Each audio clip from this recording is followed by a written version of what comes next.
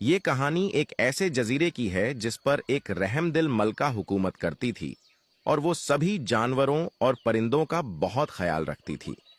रानी के ड्रैगन के दो बच्चे भी होते हैं।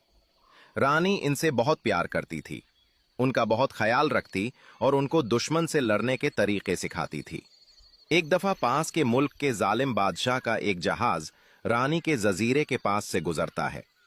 तो जहाज में मौजूद बादशाह के फौजी ड्रैगन के बच्चों को देख लेते हैं।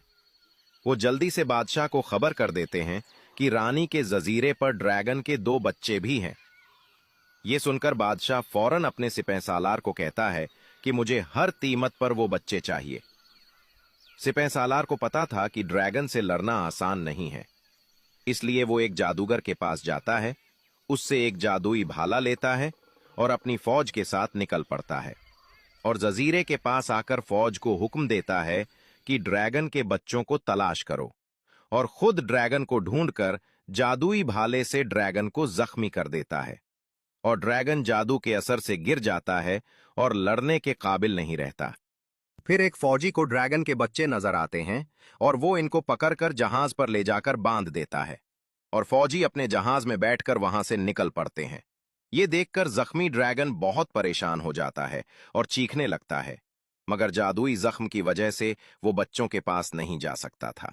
जंगल में रानी और जख्मी ड्रैगन बच्चों को याद करके बहुत उदास हो जाते हैं।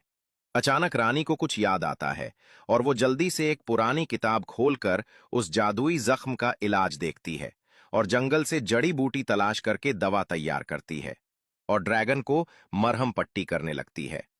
काफी दिन के सफर के बाद फौजी अपने मुल्क जाकर जालिम बादशाह को ड्रैगन के बच्चे पेश करते हैं, तो वो बहुत खुश होता है और सिपहसालार को हुक्म देता है कि इन बच्चों को जंग के लिए तैयार करो ताकि इनको जंग में इस्तेमाल करके सारे मुल्क फतह कर सकें और हमारा कोई मुकाबला ना कर सके। अगर कहानी का दूसरा हिस्सा देखना चाहते हो तो कमेंट में यस लिखें और लाइक सब्सक्राइब करें।